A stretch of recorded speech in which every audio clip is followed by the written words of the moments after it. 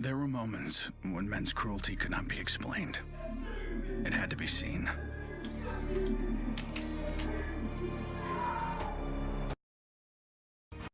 There were moments when men's cruelty could not be explained.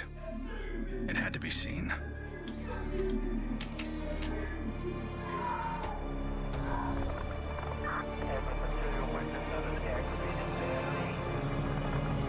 The perfect shot pierced our numbness, sent up a flare to save the next generation. It said, "This is where we've been. Don't follow." Then there was no one left to heed the warning. The only one left to save. My earliest memory is war. It was a conflict so complex that it could never be resolved.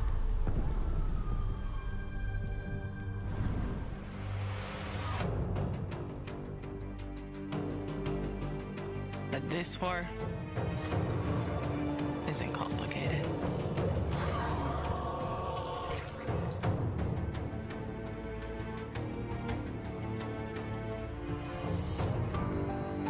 Death is still heartbreak.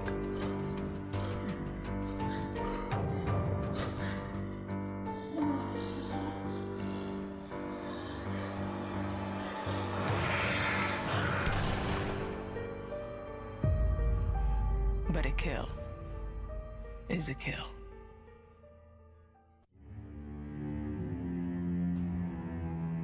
Don't play in the dirt, Ethan. Stop fighting, Ethan. Be polite, Ethan.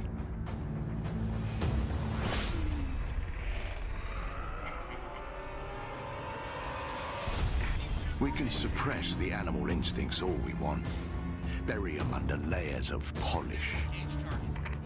But they exist for a reason. When we lived in a genteel fairy tale world, somebody did the dirty work out of sight. But when the fairy tale turned nightmare,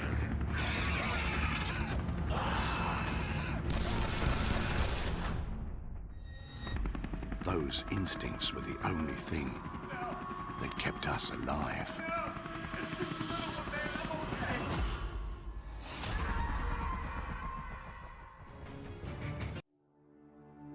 Where there is life, there is light.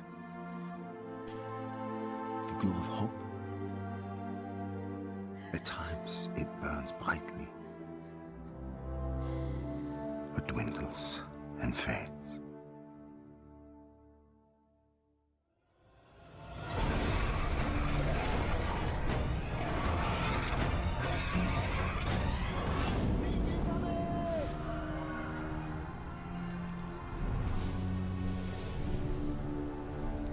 Once it is lit,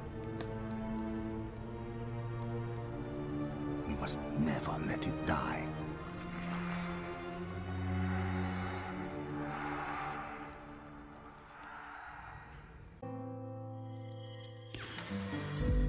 I was born into this life. I suffered for it and reaped the rewards. I could tell you that I didn't want it, that I tried to get out. But I got no reason to lie anymore.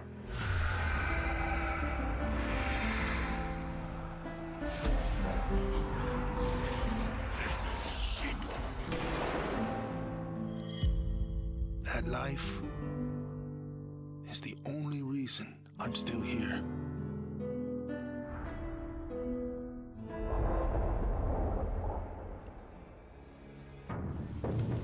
We're so small, really. Insignificant. In the grand scheme, one life means so little. You dedicate yourself to a principle. But in the end, it's out of your control.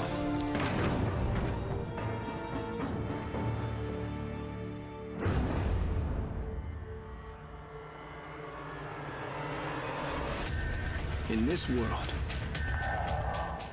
principles get you killed. You lend a hand, it gets torn off. You hesitate, you die. So you want to save someone? Save yourself. There's never a moment when you forget. It's there when you fall asleep and when you wake up. You keep going over the things you should have done. I should have stayed home that day. I should have held on.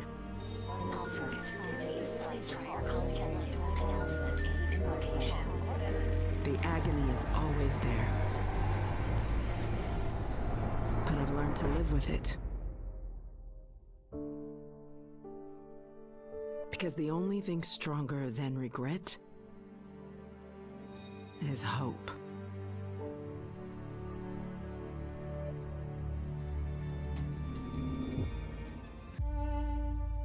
I was never afraid of Cachet the Deathless.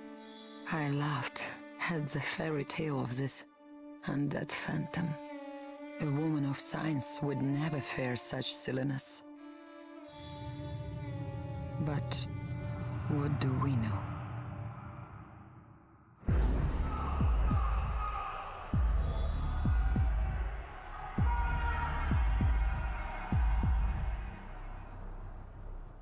Science cannot explain what I've seen. And in the face of such horror, there is no logic.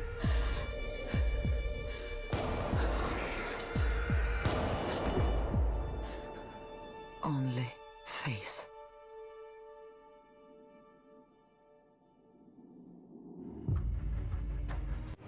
I was just a boy when the Soviet Union collapsed. The nation was divided in two. Those with power and those without. At 8 years old, I learned the price of weakness. And I vowed never to pay that price again. I became the strong man. I gathered wealth, influence, and power. But nature is indifferent to the hierarchy of men. Once more, she burned my world to ashes, leaving only bitterness and the rage I would need to survive. People don't believe something can happen until it does. They live in cheerful ignorance of the coming storm.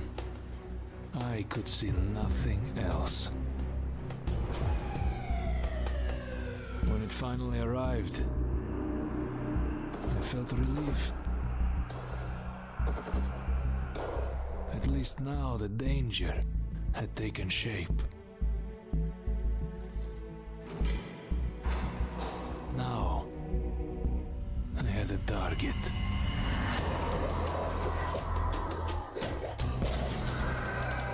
And I didn't have to fight alone.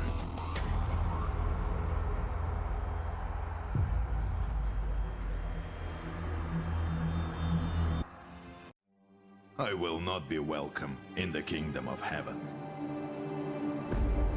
That fate was never in the cards for a man like me.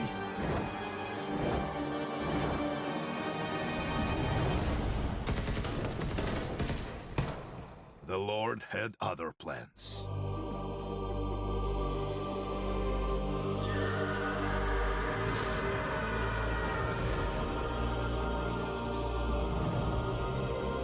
I have made my peace with God.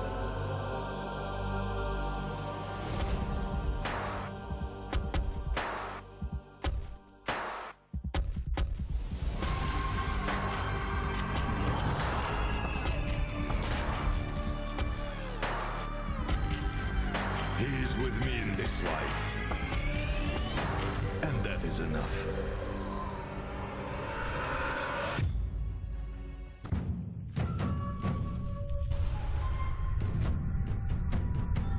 I was 11 years old the first time I felt the ground shake. My instinct was to leave. But my grandparents wouldn't hear of it. This is our home, they told me. We don't leave. I came to live by that code. Earthquakes, tsunamis, typhoons, they're all part of life here. We accept them. We don't leave. When the evacuation was announced, I rejected it. This wasn't our way. Then I saw them. And I understood. This wasn't another disaster. This was a war. Nobody expected a 9-year-old girl from Tokyo to be fascinated by guns. Nobody imagined a 22-year-old university senior would drop out and train for the biathlon. Nobody believed that the daughter of a salaryman could win Olympic gold. And nobody predicted that a necrotic plague would decimate our planet's population. But life is all about the unforeseen.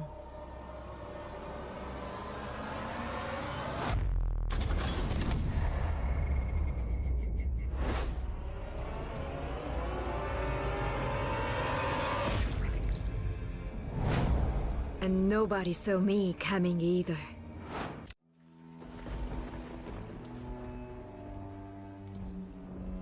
I always wanted to be a cop.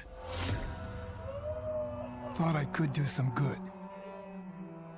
But the scum on the street kept destroying lives. While I was wrapped up in red tape.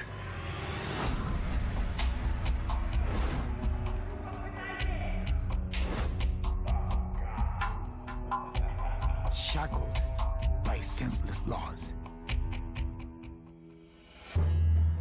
The virus stripped all that away, left us to fend for ourselves. And finally, the chains were off.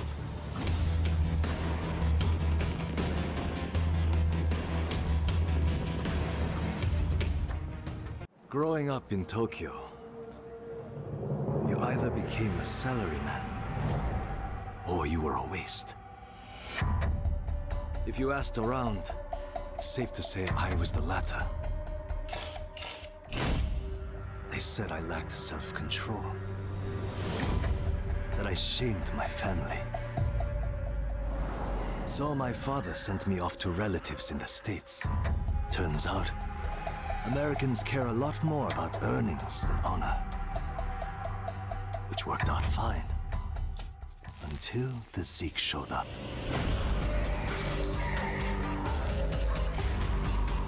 The Japanese decided to evacuate. They didn't have the firepower to fight. But I had special skills. So when everyone else was leaving, I went home.